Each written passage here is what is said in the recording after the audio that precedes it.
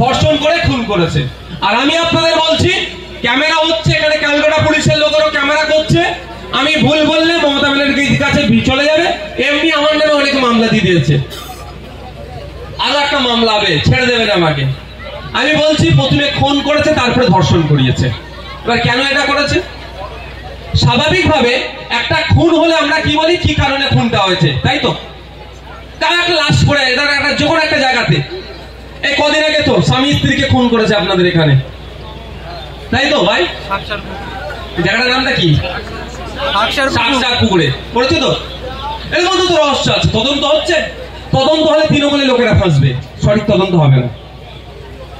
Police officer করতে চাইলে ওপর থেকে তাদেরকে আটকে দেবে। এখানে যারা পুলিশ আছেন তারা করতে চাইলেও ওপর থেকে আটকে দেবে। আমি অন ক্যামেরা বলছি, সঠিক তদন্ত হবে না। তদন্ত হলে তৃণমূলের নেতারা ফাঁসবে।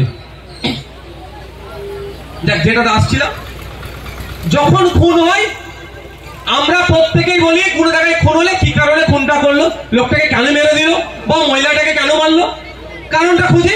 এই কারণ না খুঁজি সহজেই যাতে আমাদের সামনে কারণ দাঁড় করিয়ে দেয়, সেটা কি বললো, যে ধর্ষণ করে খুন করে দিয়েছে, ধর্ষণ করেছে বলে দেবে, ওই জন্য খুন করে দিয়েছে, এটা স্বাভাবিক। কিন্তু আমাদের তিলোত্তমাকে প্রথমে খুন করিয়েছে, তারপরে ধর্ষণ করানো হয়েছে, যাতে না কেন খুন করেছে আসল কারণটা খুঁজতে পায়। তবে কিন্তু যখন সারা রাজ্যের মানুষ হিন্দু মুসলিম নির্বিশেষে জনগণ কাঁধে কাঁধে মিলিয়ে আমাদের তিলোত্তমার জন্য যখন চিৎকার করেছে, আস্তে আস্তে এক্সপোজ হয়েছে তিলোত্তমাকে কেন খুন হতে হলো, কেন খুন করলো তিলোত্তমাকে। দোষটা কি ছিল তিলোত্তমার? দোষটা একটাই ছিল, আপনাদের ভালো চেয়েছিল। নওশাদ সিদ্দিকীকে কেন জেল খাটতে হয়েছে? আমার বাম দিকে বসে আছে মালিক ভাইকে কেন জেল খাটতে হয়েছে? আমাদের আশরাফ ভাইকে কেন জেল খাটতে হয়েছে? এখানে অনেক জেল খাটা আছে। শাহাবুদ্দিনকে কেন জেল খাটতে হয়েছে? দোষ একটাই, আপনাদের ভালো চেয়েছি বলে। আমার নামে অলরেডি 18খানা মামলা হয়ে গেছে। 18টা কটা? 18টি মামলা হয়েছে। কেন হয়েছে? আপনাদের ভালো চেয়েছি বলে। দোষ একটাই, আমাদের তিলোত্তমাকে যে কারণে খুন হতে হয়েছে, নওশাদ সিদ্দিকীকে ওই কারণেই মামলা খেতে হচ্ছে। তিলোত্তমা চেয়েছে আপনার ভালো, আর নওশাদ সিদ্দিকী চাইছে আপনার ভালো। কিন্তু দুর্ভাগ্য আমাদের, আমি তো এখনো বেঁচে আছি, জানি না কবে মরবো, বিশ্বাস নেই এদেরকে, কোনো সময় হয়তো। কিন্তু তিলোত্তমাকে এরা বাঁচতে দিল না। তিলোত্তমার অপরাধটা কি ছিল? অপরাধটা এটাই ছিল, হসপিটালের মধ্যে দুর্নীতি হতো। আপনার আমার লোকেরা গিয়ে ট্রিটমেন্ট নিত আরজি করে, ওখানে গিয়ে হসপিটালটাতে দুর্নীতি হতো, অন্যায় হতো, ফেক ঔষধ দেওয়া হতো, ডুপ্লিকেট ঔষধ দিত। এর বিরোধিতা আমাদের তিলোত্তমা করেছিল। আর কি দুর্নীতি হতো? হসপিটালের ওটি রুমে এই কিছু ডাক্তার মচ্ছব করত। তার থেকেও ভয়ঙ্কর কি হতো পরে জানতে পাচ্ছি।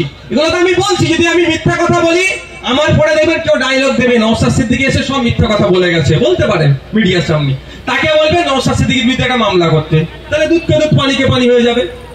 কি করতো? হয়তো আপনার আমার রোগী মারা গিয়েছে, মর্গে লাশ থাকে না ভাই, এরা এত বড় অপদার্থ ওই মৃত মহিলাগুলোর সাথে কুকর্ম করে ভিডিও করে বাইরের বাজারে বিক্রি করত। কত বড় অসভ্য, বুঝতে পেরেছে? এদের বিরুদ্ধে আমাদের তিলোত্তমা লড়াই করেছিল, যেগুলো বন্ধ করতে হবে। আমাদের তিলোত্তমা কি বলেছিল? এরা এত বড় নির্লজ্জ, মৃতদেহকে এরা বিক্রি করে দিত, মৃতদেহের অস্থি টস্থি যা আছে এরা বিক্রি করে দিত। এটার বিরুদ্ধে তিলোত্তমা কথা বলতো, সেই জন্য তিলোত্তমাকে কি করলো? খুন করলো। তাহলে তিলোত্তমার বিচারের জন্য আমাদেরকে কথা বলতে হবে না ভাই? কার জন্য খুন হতে হয়েছে তিলোত্তমাকে? আপনার আমার জন্য, নাগরিকের জন্য। নাগরিক যাতে ওখানে গিয়ে ভালো পরিষেবা পায়, বিশেষ করে আমাদের মা বোনেদের ইজ্জত নিয়ে ওরা খেলা করত।